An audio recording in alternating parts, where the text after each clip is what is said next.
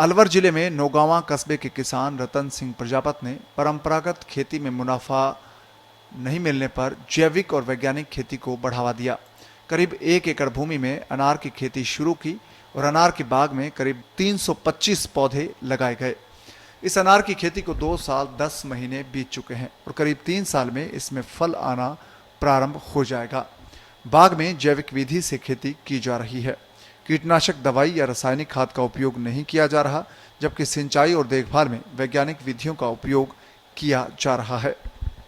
जो पारंपरिक खेती अपन करते हैं, जैसे यहाँ बाजरा बोते हैं, गेहूँ बोते हैं या सरसों बोते हैं, लास्ट में जो कपास है उससे थोड़ी बहुत इनकम होती है। या फिर सब्जियाँ लगाते हैं, सब्जियों वाले भी कुछ अपने परिवार को बढ़िया तरीके से चला रहे हैं। पर एक अनार की खेती एक ऐसी खेती है, ये सॉलिड खेती है और 20 से 25 साल तक आपको भरपूर इनकम देती है। जब ये 3 साल के बाद एक पेड़ के एवरेज 30 से 40 किलो अनार देती है और करीब 300 सवा 300 पेड़ हैं, इनसे हम एवरेज निकालते हैं, 40 का रेट भी निकालते हैं, तो करीब 10 से 12 लाख रुपए के करीब इससे इनकम हो जाती है 1 एकड़ से। तो आने वाले टाइम में ये कह सकते हैं कि अगर एक किसान अनार का 1 एकड़ का बगीचा लगाता है तो शायद वो अच्छी तरीके से अपने जीवन को यापन कर सकता है। किसान रतन सिंह ने कुछ पैसों में वर्मी कंपोस्ट खाद तैयार करने का शेड अपने खेत पर ही तैयार किया है, जिसमें सेम की बेलों से एक जालनुमा शेड बनाया है, जिसमें प्राकृतिक छाया में वर्मी कंपोस्ट खाद तैयार की जाती है और उसका उपयोग अपनी फसलों में करते हैं, जिससे पौधों का विकास ठीक प्रकार से होता है। बेस्ट डिकम्पोजर है, 200 लीटर का ये ड्रम है, इसमें 2 किलो कुट डाला है और पानी से भर दिया। इसमें मदर कल्चर या बेस्ट डिकम्पोजर की 20 रुपये की शीशी आती है, जो कृष्णचंद्रा गाजियाबाद से उनने गाय के गोबर से बनाई है, जिसमें 3 बैक्टीरिया हैं। इससे बेस्ट डिकम्पोजर तैयार हो गया। अब बेस्ट डिकम्पोजर से हम कौन कौन सी चीज़ तैयार कर सकते हैं?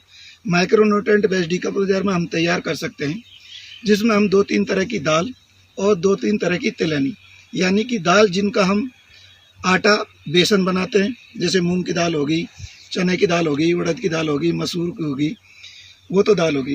बाकी तिलहनी जैसे सरसों होगी, तिल्ली होगी, मूंगफली होगी, या आप निबो या बोलते कपास की खली होगी, वो 1-1 किलो 2-2 किलो इसमें डाल के उससे माइक्रोन्यूट्रेंट तैयार होता है, जिससे पेड़ों में बहुत ही अच्छे रिजल्ट आते हैं।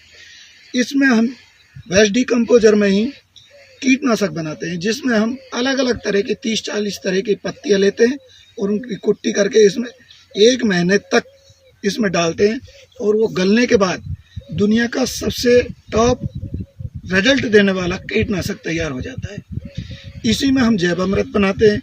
जैसे 200 लीटर ये ड्रम तैयार हो गया, इसमें हम 20 किलो गौमूत्र डालेंगे, 20 किलो गोबर डालेंगे और 1 किलो बेसन डालेंगे। वो हमको खेत में इतना फ़ायदेमंद है, जिससे जीवाणुओं की संख्या बढ़ती है, माइक्रोन्यूट्रेंट्स है और खेत की उर्वरता बढ़ती है, खेत में केंचुए आते हैं, ज़मीन भुरभुरी होती है और पोषण पौधों को बढ़िया पोषण। किसान ने जैविक कीटनाशक की तकनीक इजाद की, जिसका उपयोग करने से अब ना तो किसान को अपनी जान गंवानी पड़ेगी, ना ही इसका फसलों पर कोई दुष्प्रभाव होगा। रतन सिंह के मुताबिक उनके द्वारा कीटनाशक को प्राकृतिक तरीके से तैयार किया गया है, जो फसलों के रोग और कीटनाशकों से बचाव के लिए पूरी तरह कारगर है। इस कीटनाशक को बनाने में प्राकृतिक रूप से प्राप्त आख, नीम की पत्ती, नीम की निम्बोली, धतूरा, तंबाकू, लहसुन, मिर्च, हल्दी, एलोवेरा, बिल्वपत्र समेत ऐसे पत्तों जिन्हें पशु नहीं खाते, जैसे आकोड़ा, अंडोला, सहजन आदि का उपयोग किया जाता है। ये बिल्कुल कम खर्चे में है, यानी कि अपन कह सकते हैं कि 40-50 रुपए की पॉलीथीन नीचे लगा के इसको सबसे पहले क्या किया, इकसार कर लिया, एक शेड बना ली। ये करीब 3 फीट चौड़ी है और 8 फीट लंबी है।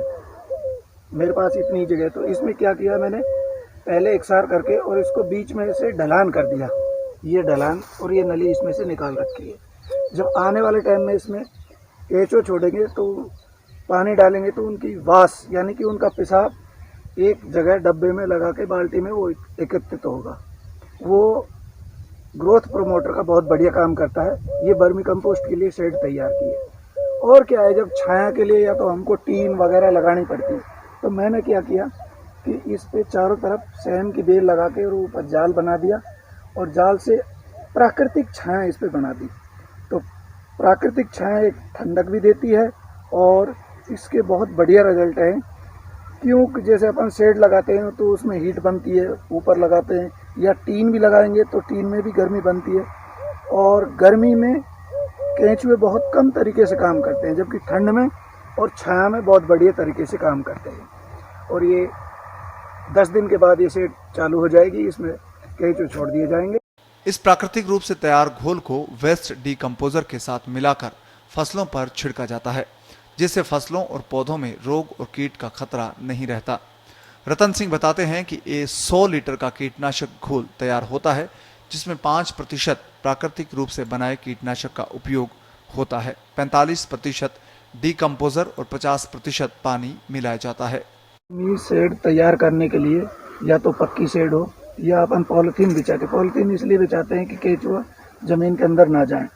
दूसरा सबसे बढ़िया फायदा है कि जो वर्मी वास, जो केंचुओं का पेशाब होता है, वो एकत्रित अपन को करना होता है और वो एक ग्रोथ प्रोमोटर का बहुत बढ़िया काम करता है।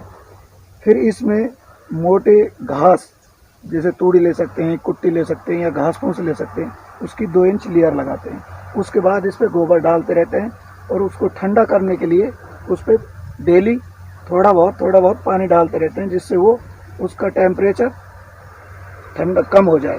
क्यों? नए ताज़ा गोबर में केंचुए मर जाते हैं, क्योंकि गोबर का टेम्परेचर ज़्यादा होता है, और जब ये ठंडा हो जाता है तो इसमें अपन केंचुए छोड़ देते हैं और फिर वो अच्छी तरीके से अपना काम करते हैं। सामान्य फसलों में गेहूं, बाजरा और सरसों से इतना अधिक मुनाफा नहीं मिल पाता, जिससे परिवार का अच्छा पालन पोषण कर सके। ऐसे में किसान यदि कुछ भूमि पर अनार की खेती करे तो आने वाले 20 से 25 साल तक वो इससे अच्छी कमाई कर सकता है। औसतन एक पेड़ में 40 से 45 किलो अनार मिल जाते हैं और इस खेती से किसान अच्छी खासी कमाई कर सकता है। नौगांवा से हितेश भारद्वाज के साथ अलवर से प्रदीप की रिपोर्ट।